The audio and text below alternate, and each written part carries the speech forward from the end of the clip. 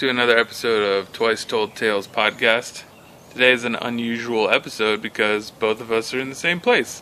Where are we? Finally. In East Africa, Kenya, Tsavo to be precise. We're in between East and West Tsavo National Parks. It's a very pleasant environment, and we've been traveling around Kenya for a little bit, and it's a very interesting place because the history of colonialism here affects the way people view the current assault on Gaza and Palestine in general. We've met nobody who was pro-Israel, nobody who was pro-Zionist. Some people have been a little bit like in the middle, maybe a little too statish, but that's the most. We found many people who are rabidly, anti-Zionist, pro-Palestinian rights, which is such a relief that there's an indigenous understanding.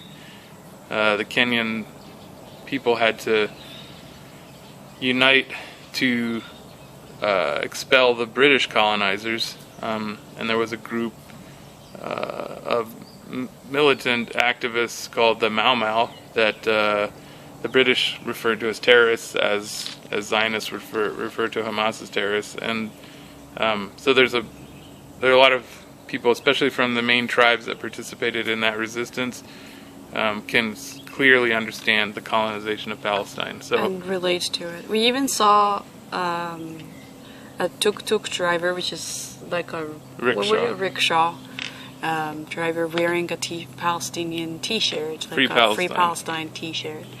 And almost everyone actually that we have started talking to about Palestine totally understood it and totally understood that Hamas is not a terrorist organization and that they're exactly like the resistance forces in Kenya. And it's been amazing because we've seen, people in different cities and from different walks of life, and they just understand the issue of Palestine very well. Yeah, it's fascinating to sit in a car and talk to someone in a totally different cultural context, totally different economic context, and hear them be more eloquent and more knowledgeable about the situation in the Middle East and the greater situation. On COVID, on almost every propaganda issue, than the average liberal in America. So you've come to a very poor, underdeveloped country, although Kenya is pretty expensive. That's also another interesting story that we should talk about. Hard one to actually pin down, but a very different cultural context, very different economic context, and it's one in which I think most liberals in the U.S. would feel themselves superior to, which is fascinating. And yet the depth of geopolitical knowledge here in the indigenous geopolitical knowledge is so far more advanced than you would find in the average coffee shop in New York. So that's just amazing. Yeah, there is a different level of propaganda consumption here, right? Yeah, the propaganda definitely dumbs people down. I think that's what it is you have people in the West who have access to all the information they need on the internet. People here do too, but they know, people are aware of how to access it and how to learn online in the West, and they just, the propaganda keeps them ignorant. It prevents them from doing their own research, right? That's what they explicitly said that during COVID. They said, don't do your own research, but the propaganda around all these other issues, Ukraine, Palestine, or whatever, it always prevents you from expanding your knowledge. And when your culture or the distribution platform for propaganda isn't so greased as it is in the West, here in Kenya, where it's very, everyone access to media comes from very different ways, and it's some people have smartphones, well, some people don't. Most people don't have TVs, so. But internet is available everywhere. If you have a smartphone, yeah. Even on the island where there was no running water and That's true. no power, there was like people just used solar panels, which provided electricity for just certain hours of the day, but the internet worked very well. But another interesting observation that we had was that there was a general positive view of Muslims, even among Christians here. Oh, that's interesting. Yeah, that was interesting. And we also even met people who had converted to Islam and chosen a Muslim name. People. Yeah, multiple, which is like very interesting, because how many people did we meet in general that we spent a lot of time and talked to, and out of those people we had a few people that had converted to Islam. And they said explicitly it did it because Muslims are more trustworthy, which is very They're good traders too. Because you would not, like good people to do business with, because they always pay their loans back. And you just would not hear that perspective in the West, because, I mean, people may think that way, but the propaganda has been so relentless during the war on terror that, like, you know, simply accepting your Muslim neighbor as a human being is, you know, a fantastic liberal achievement. So I don't, so here it was interesting to hear Muslim people as being, like, praised as being trustworthy. That was very interesting. Yeah, the only thing the only issue that we observed that the propaganda had still worked on well on the people in Africa was the issue of Iran, but still, because of the positive image that they had of Islam, it was not as strong as you see in the West. But we met people who had very positive views of Islam and understood Palestine, but they didn't know enough about Iran at all, right? Yeah, right.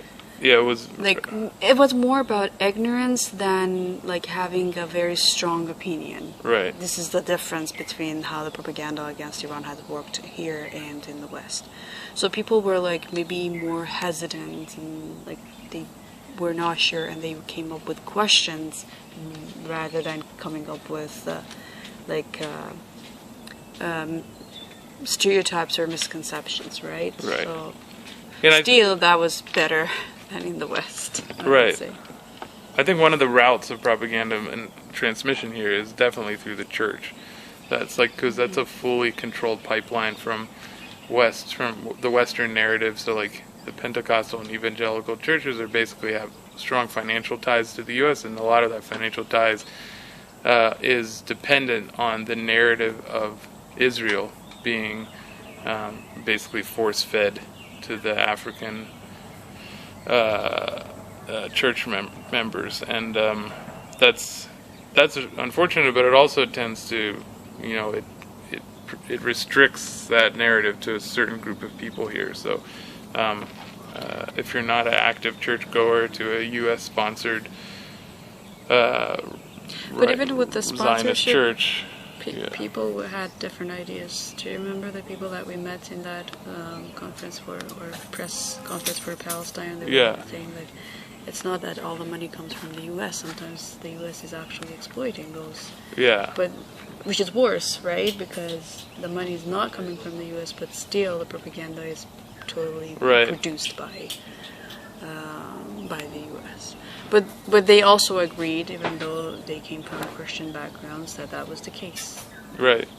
Well, it's an interesting phenomenon, the way like technology here allows that transfer, because everyone has the internet basically. I mean, internet and like digital currency is here. It's more than in well, I don't know, Northern Europe. I would say my experience is very digital, but much more than the U.S. People are required. Like, you can't pay for government services with cash. You can't buy a train ticket with cash. It's impossible. Whereas in the U.S. it would be illegal to have anything like that you couldn't pay cash for. So here you have to set up a SIM card. You have to take cash to the phone store and have the phone store put the cash in your digital SIM card, so then you can buy services. So, it's interesting. I mean, like the island we stayed on had no running water, no electricity, but 5G internet. So it's like the priorities are very kind of skewed, and I think in general it probably benefits the population in some way, because they basically have all the potential to learn in their fingers, although there's a lot of brain damaging distractions on the internet. But I mean, unlike previous generations here, they have access to a lot more of the global narrative than they ever did. But the technocratic revolution in undeveloped countries, which includes the U.S., underdeveloped or de-developing countries, does not look good. I have to tell you, it doesn't work half the time. It's impossible to do things digitally.